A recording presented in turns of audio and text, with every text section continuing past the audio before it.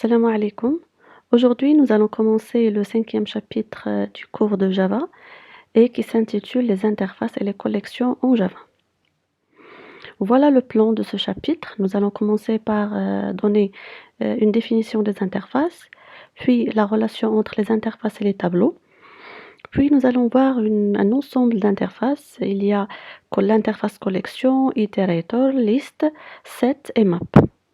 Ensuite, nous allons voir les méthodes de tri et de recherche dans les collections. Après, nous allons voir autres opérations sur les collections et finalement, nous allons voir les classes génériques. Voilà la première section, c'est les interfaces. Formellement, une interface ressemble à une classe abstraite. Mais avec une différence importante, une interface ne peut pas inclure du code. Cela veut dire qu'une interface contient un ensemble de méthodes abstraites et puis ces différentes méthodes abstraites n'ont pas d'implémentation. En Java, le mécanisme d'interface est un moyen destiné à remplacer l'héritage multiple. Comme vous le savez, en Java, l'héritage multiple n'est pas possible. C'est pour cette raison, la notion de l'interface est venue pour remplacer ce manque d'héritage multiple en Java. Une interface est une classe spéciale qui peut déclarer des constantes précédées par le mot statique et final et des méthodes abstraites, c'est-à-dire des méthodes qui n'ont aucune implémentation. Ainsi, il est impossible de mettre du code dans une interface. Voilà quelques différences entre les interfaces et les classes abstraites. Alors, une interface n'implémente aucune méthode, c'est-à-dire une interface contient un ensemble de méthodes qui sont tous abstraites, qui n'ont aucune implémentation. Ensuite, une classe ou bien une classe abstraite peut implémenter plusieurs interfaces, mais n'a qu'une seule superclasse object, alors qu'une interface peut dériver de plusieurs autres interfaces. D'accord? Donc, une classe abstraite, elle peut implémenter plusieurs interfaces, mais elle n'a qu'une seule superclasse, c'est-à-dire une seule classe mère. Alors qu'une interface, elle peut dériver de plusieurs autres interfaces. Des classes non liées hiérarchiquement peuvent implémenter la même interface. Si vous avez des classes qui n'ont pas de relation, qui n'ont pas de relation d'héritage, alors ces classes-là peuvent implémenter la même interface. Voilà la syntaxe qu'on va utiliser pour définir une interface. Voilà, au début, on a le mode d'accès ou bien le modificateur d'accès, public. Puis, on a le mot-clé interface pour déclarer une interface, comme on le fait pour déclarer une classe, on met classe. Pour les interfaces, on met interface. Et puis, suivi par le nom de l'interface. Ensuite, ce qui est mis entre crochets, il est facultatif.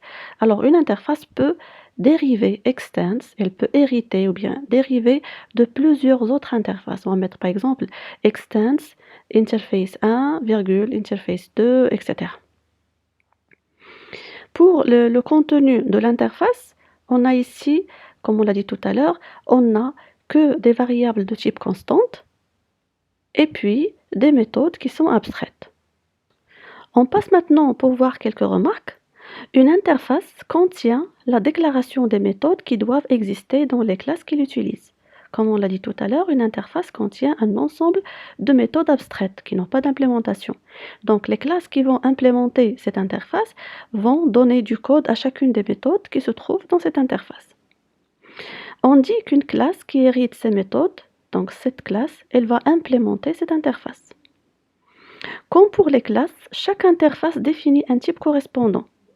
Tout objet dont la classe implémente une interface peut être considéré de ce type. C'est-à-dire, si vous avez une classe qui contient des objets et cette classe-là implémente une interface, donc tous les objets sont considérés de ce type ou bien de type de l'interface. Cela signifie qu'on peut écrire une méthode qui peut agir sur n'importe quel objet qui implémente cette interface, c'est-à-dire aucune importance où se trouve sa classe dans l'arbre d'héritage. Nous allons voir dans la suite de cette section les interfaces comparables et iterator ainsi que leur relation avec les tableaux. Nous allons commencer par l'interface comparable. L'interface comparable nécessite l'implémentation de la méthode compareToObject qui demande en entrée une variable de type object. Voilà la déclaration de l'interface comparable. On utilise le mot-clé interface et puis le nom de l'interface comparable. Ensuite, comme on l'a dit tout à l'heure, l'interface comparable contient une méthode abstraite qui s'appelle compareTo, qui demande en entrée un objet. Donc la voilà, c'est une méthode qui s'appelle compareTo, qui demande un objet O et qui retourne un entier. Donc là, si on souhaite utiliser ou bien implémenter l'interface comparable, on devrait donner un code à cette méthode abstraite. Donc on va le faire via un exemple. Nous allons écrire un programme qui trie un tableau d'employés avec ou bien par l'ordre alphabétique croissant des noms. Chaque employé est identifié par un nom, un prénom et un salaire. Donc si je récapitule, donc nous allons créer un tableau qui contient des employés et chaque employé a un nom, prénom et salaire et notre objectif c'est de trier ces différentes informations par ordre croissant des noms. Ainsi, nous allons procéder comme suit. Donc voilà les différentes étapes qu'on va suivre pour répondre à cette question. D'abord, nous allons créer une classe pour les employés. Et dans cette classe, nous allons ajouter un constructeur avec paramètres, puis les accesseurs getNom, getPrénom, getSalaire, qui représentent respectivement les accesseurs des données membres nom, prénom et salaire. Après, nous allons redéfinir la méthode toString pour qu'elle nous affiche les informations d'un employé. Et finalement, nous allons implémenter la méthode abstraite compareTo qui se trouve dans l'interface comparable. Comme ça, elle va nous permettre de faire la comparaison des noms des employés. Voilà la classe employé. Nous allons ajouter à côté de la déclaration de la classe ce qui suit, implements comparable. Implements, c'est comme extends. Donc extends, si on hérite, c'est-à-dire on hérite d'une autre classe, mais si on va utiliser une interface, on va utiliser le mot-clé implements. Donc après implements, on a le nom d'une interface. Donc voilà, nous allons mettre classe employé, implements comparable. Et là, nous allons déclarer les données membres de la classe qui sont le nom, le prénom et le salaire. Ensuite, nous allons ajouter le constructeur avec paramètres qui contient les trois données membres, le nom, le prénom et le salaire, et qui permet de les initialiser. Après, nous allons ajouter les accesseurs pour retourner le nom, le prénom et le salaire. Ensuite, nous allons redéfinir la méthode toString. Donc, nous allons retourner la chaîne de caractères qui contient le nom, le prénom, puis le salaire, et puis retourner le salaire. Et puis, il y a la méthode compareTo de l'interface comparable qui demande en entrée une variable O de type object et qui retourne un entier. Comme vous le remarquez, le paramètre d'entrée est de type object et dans notre classe, on traite des variables ou bien des objets de type employé. Pour faciliter le traitement, qu'est-ce qu'on va faire? C'est convertir l'objet O vers un objet de type employé. Pourquoi? Parce que en utilisant un objet de type employé, nous pouvons accéder aux différents paramètres, c'est-à-dire nous pouvons accéder au nom, au prénom et au salaire. Comme ça, nous pouvons comparer les noms des employés et puis faire le tri qui est souhaité. Ensuite, voilà ce qu'on va faire pour convertir le type de la variable O. Nous allons appliquer un cast, nous allons précéder la variable O par le type vers lequel on va on souhaite faire la conversion, c'est le type employé, et on va le mettre dans la variable E. Et cette instruction peut lever une exception de type class cast exception si O n'est pas de la classe employé. Donc si O n'est pas de type employé et on fait le cast, ça va donner un problème ou bien une exception de type class cast exception. Ensuite, une fois on a eu l'objet ou bien l'employé E, maintenant on peut accéder à son nom. et puis on va retourner le résultat de la comparaison. Donc là, qu'est-ce qu'on va faire? On va retourner le résultat de la comparaison entre le nom, c'est-à-dire la donnée membre de la classe, avec le nom qu'on a en paramètre d'entrée, c'est-à-dire celui-là, e.nom. Comme vous le savez, pour comparer des chaînes de caractères, il y a deux méthodes pour le faire. Soit on utilise la méthode compareTo, qui retourne un entier, ou bien on utilise la méthode equals, qui retourne un booléen. Mais dans cet exemple-là, il est plutôt adapté d'utiliser la méthode compareTo parce que celle-ci retourne un entier et puis cette méthode retourne un entier aussi. D'accord? Donc là, on fait la comparaison entre le nom qu'on a donné membre de la classe ainsi que le nom de la variable e. Donc si le nom il est supérieur à e.nom, ça va donner une variable positive supérieure à 0. Si c'est le contraire, e.nom est supérieur à nom, ça va donner une valeur inférieure à 0. Si les deux noms sont égaux, la valeur de retour de compareTo va être égale à 0. Ensuite, nous allons utiliser une classe entreprise dans laquelle on va faire un ensemble de méthodes pour gérer tous les employés. Alors, dans cette classe entreprise, nous allons ajouter une variable qui s'appelle liste de type tableau d'employés. Donc, cette liste va nous permettre de mettre tous les employés qu'on va ajouter dans cette classe. Ensuite, nous allons ajouter un constructeur qui demande en entrée le nombre d'employés n et qui alloue la mémoire pour les n employés. Ensuite, nous allons ajouter une méthode remplir qui permet de remplir la liste par des employés. Nous allons bien sûr utiliser le constructeur de la classe employé. Ensuite, nous allons ajouter une méthode listée qui permet d'afficher les informations des employés qui se trouvent dans la liste. Et finalement, il y a la méthode main dans laquelle, ou bien qui nous permet de faire appel aux différentes méthodes précédentes. Donc maintenant, nous allons voir chacune des étapes de ce traitement. Au début, on va importer, c'est-à-dire on va utiliser la classe raise du package utile. Pourquoi on va faire l'appel de cette classe? Parce que la classe raise contient une méthode qui s'appelle sorts et cette méthode permet de trier les éléments d'un tableau ou bien d'une collection. D'accord? Parce qu'on aura besoin pour faire le tri. Ensuite, on va déclarer la classe entreprise et comme donnée membre, on va déclarer une variable liste qui est un tableau d'employés. Ensuite, nous allons ajouter le constructeur qui demande en entrée une variable n qui représente le nombre d'employés qu'on va ajouter dans la liste. Ensuite, nous allons allouer la mémoire pour cette variable liste. Pour faire l'allocation de la mémoire, on va utiliser le mot-clé new et puis employé, ça c'est le type, et entre crochets, nous allons mettre la variable n qui représente le nombre d'éléments qu'on va mettre dans cette liste. Après, il y a la méthode remplir.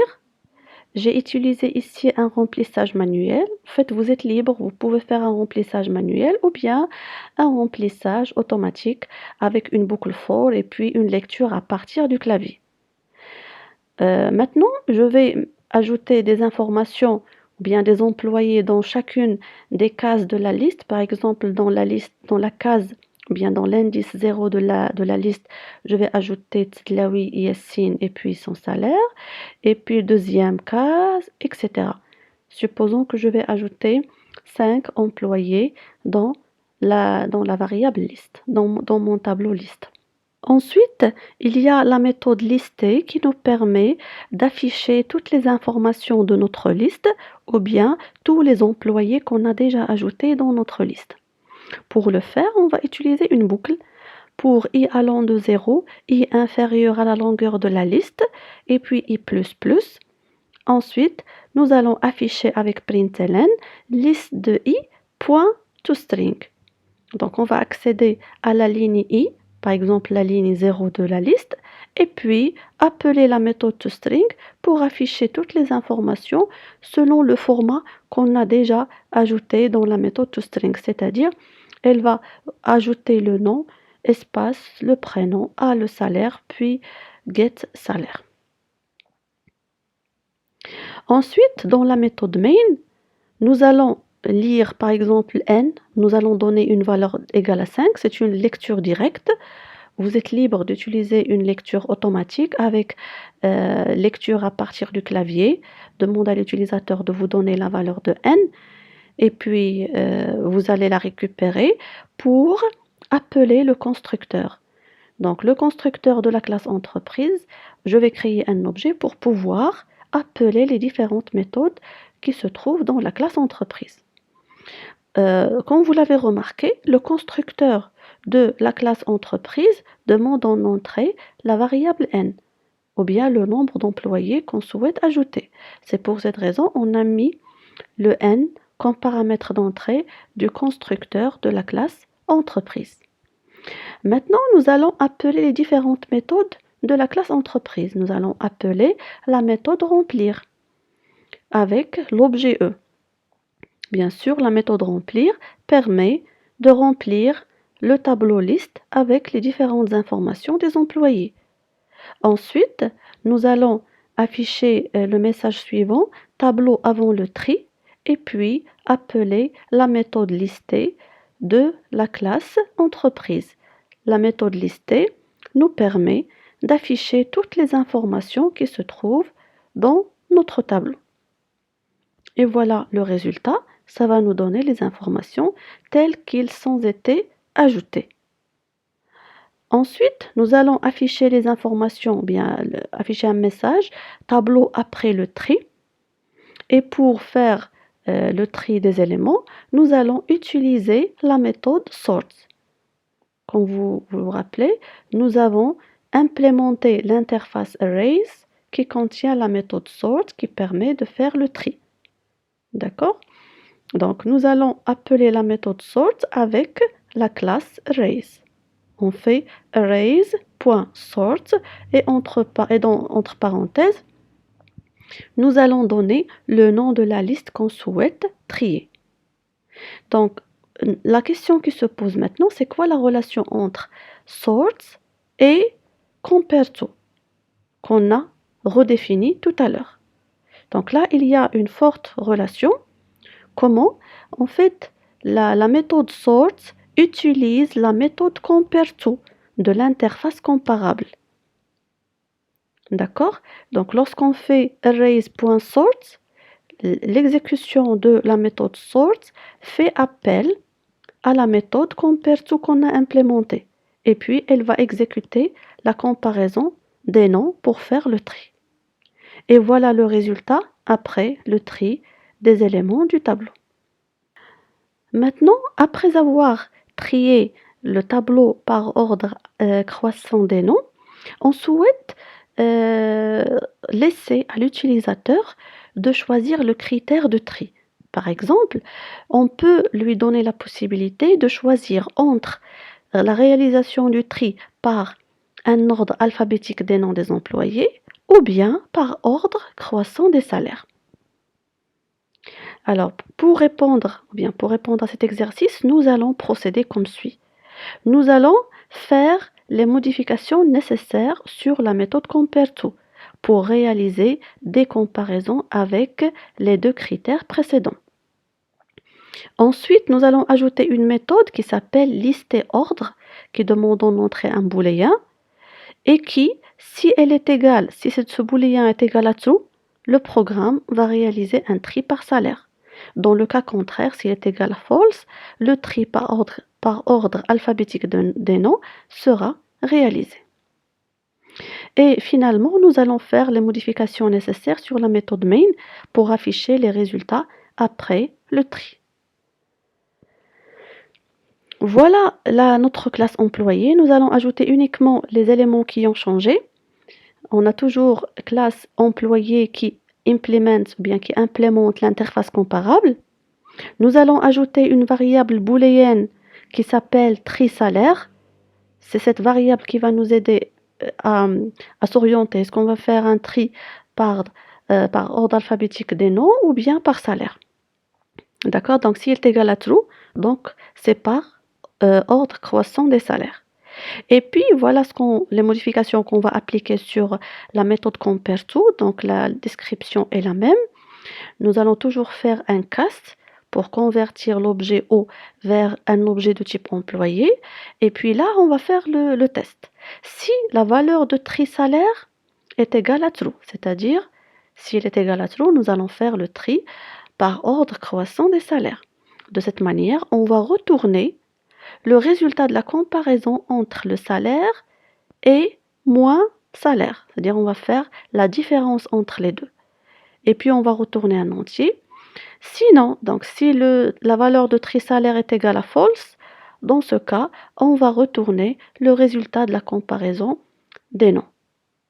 Donc la partie qu'on a ajoutée, c'est ces deux-là. Avant de retourner un résultat, nous allons vérifier d'abord est-ce qu'on souhaite faire le tri par salaire ou bien par nom des employés. Ensuite, dans la classe entreprise, nous allons ajouter la méthode lister ordre qui demande en entrée le booléen tri salaire. Et puis, on va affecter à l'objet tri, à la variable tri salaire, c'est-à-dire le paramètre d'entrée qu'on a ici, qui va contenir soit true ou bien false. Et puis, on va appeler la méthode sort comme tout à l'heure. Donc, nous allons mettre arrays.sort et entre parenthèses, nous allons ajouter le nom de la liste. Et puis, après avoir réalisé le tri, on va afficher les différents éléments de notre tableau avec liste i.toString précédée par un println. Dans la méthode main, nous allons donner, par exemple, on va préciser le nombre d'éléments qu'on souhaite ajouter, ou bien le nombre d'employés qu'on souhaite ajouter dans notre liste. On peut fixer le nombre à 5 ou bien on peut laisser à l'utilisateur le soin d'ajouter le nombre d'employés qu'il souhaite ajouter. Après, nous allons appeler le constructeur avec le nombre n pour créer un objet E qui va nous aider à appeler les différentes méthodes de la classe entreprise. Donc au début, nous allons appeler la méthode remplir qui nous permet de remplir la liste avec le nombre n d'employés. Ensuite, nous allons afficher le tableau avant le tri, c'est-à-dire afficher les différents employés avant de faire le tri, en appelant la méthode lister avec l'objet E. Ensuite, nous allons afficher le tableau après le tri et cette fois-ci, nous allons appeler la méthode lister ordre. Là, j'ai fixé le paramètre d'entrée. Donc là, on peut donner à l'utilisateur le choix de choisir. C'est-à-dire, avant de faire l'appel à la méthode lister ordre, on peut donner à l'utilisateur le choix. Est-ce que vous voulez faire un choix, un tri par salaire ou bien par nom? Et puis, faire la conversion en true ou bien en false. Et le mettre par la suite en paramètre d'entrée de la méthode lister ordre. Donc là, j'ai fixé la valeur avec aTrue, ce qui veut dire qu'on souhaite réaliser le tri par ordre croissant des salaires. Alors là, qu'est-ce qu'on va faire? On va appeler la méthode listerOrdre qui a en paramètre entrée true. Et puis, on va appeler la méthode sort de la classe array et avec le paramètre d'entrée list. Donc, après avoir fait le tri de la liste, nous allons afficher son contenu avec println. Pour le résultat d'exécution, voilà, donc si tri salaire est égal à true, donc le tri avant le tableau avant le tri et le tableau après le tri, donc il va faire un ordre croissant des salaires de 9000 à 14000. Et si on fait tri salaire égal à false, cela veut dire qu'on souhaite réaliser le tri par ordre croissant ou bien par ordre alphabétique. Ce qui veut dire qu'on aura le résultat suivant après le tri. Il est similaire à la première version de l'exercice. Ensuite, nous allons passer pour voir l'interface iterator. Cette interface-là nécessite l'implémentation de 3 fonctions. Donc, il y a la méthode hasNext, la méthode next et la méthode remove. Voilà la déclaration de l'interface iterator. Il y a hasNext, c'est une méthode qui retourne un booléen, ce qui veut dire est-ce qu'il y a un élément suivant, est-ce qu'il y a un élément qui va venir après. hasNext, elle a un suivant. Et puis next, c'est une méthode qui retourne l'objet qui se trouve après. Et puis remove, elle permet d'enlever ou bien de supprimer un élément de la liste. Et cette méthode ne retourne rien. Nous allons voir via un exemple l'implémentation des méthodes hasNext et next de l'interface iterator. Nous allons créer un tableau d'entier qui s'appelle tab. Et par exemple, si on lui donne la taille 15, alors les valeurs de ce tableau vont varier de 0 jusqu'à 14 avec un pas de 1. Donc en fait, ce ne sont pas les valeurs qui comptent, mais on va faciliter les traitements en donnant la valeur de i, c'est elle, la valeur de la case correspondante. Ensuite, nous allons implémenter la méthode hasNext qui retourne true si l'entier en cours de traitement n'est pas le dernier de tab et false sinon. Ensuite, nous allons implémenter la méthode next qui permet de passer à l'élément suivant du tableau. Là, on va réaliser un saut de 2 éléments. C'est-à-dire, on ne va pas faire le pas ou bien l'incrémentation par 1, 0, 1, 2, 3, etc. Mais on va faire un pas de 2. 0, 2, 4, 6, 8, 10, etc. Ensuite, nous allons ajouter la méthode afficher qui permet d'afficher les éléments du tableau. Maintenant, nous allons voir comment on peut le faire. Nous allons importer la classe iterator qui se trouve dans le paquet utile. Et puis, on va créer une classe qui s'appelle exercice itérateur qui contient les données membres suivants. Il y a la variable size qui est égale à 15, par exemple, on peut la fixer. Et puis, une variable tab qui est un tableau d'entier et dont la taille est égale à size, c'est-à-dire est égale à 15. D'accord?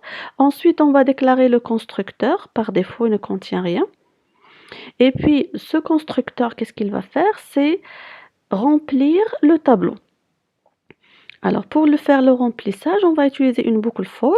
For i allant de 0, i inférieur à size i plus plus. Nous allons mettre dans tab de i la valeur de i. C'est-à-dire, dans tab de i, on va avoir les valeurs allant de 0 jusqu'à 14 avec un pas de 1. Ensuite, nous allons ajouter la méthode afficher qui nous permet d'afficher les éléments de notre tableau. Et là, nous allons utiliser les itérateurs.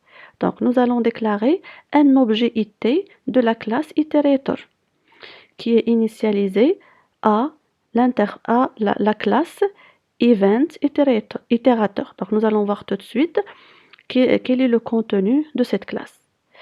Alors, ce qui nous intéresse ici, c'est que dans l'affichage, on va utiliser une boucle. Donc, tant que it has next, tant que cet itérateur a un suivant, ce qu'on va faire, c'est afficher la valeur de ce suivant, it.next. Donc, has next retourne un booléen.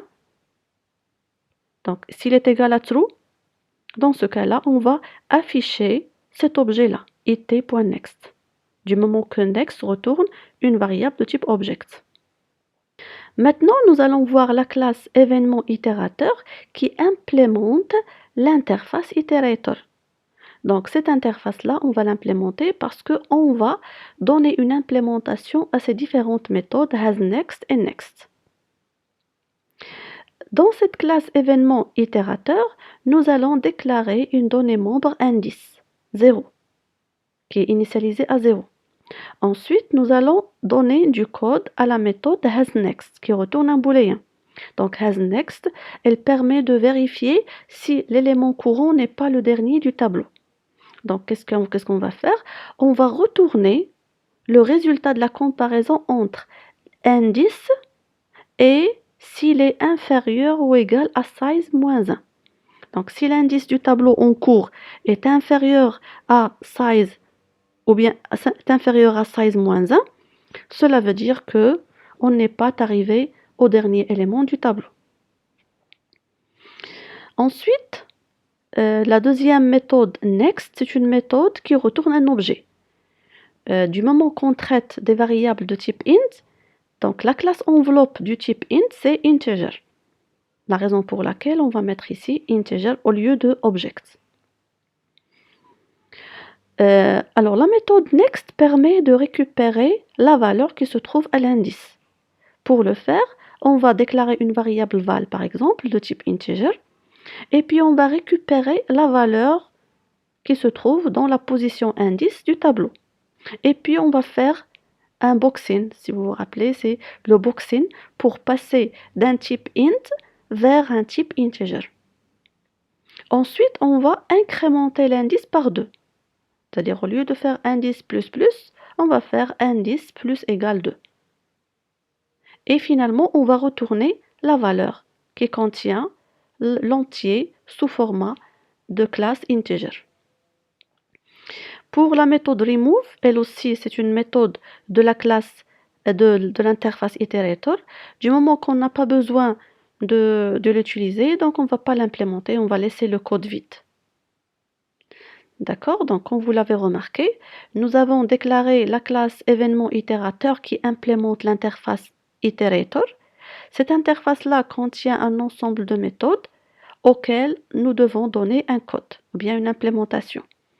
Dans la méthode hasNext, on va vérifier si la position en cours n'est pas la dernière du tableau. Et dans la méthode next, on va récupérer la valeur qui se trouve dans la position indice du tableau.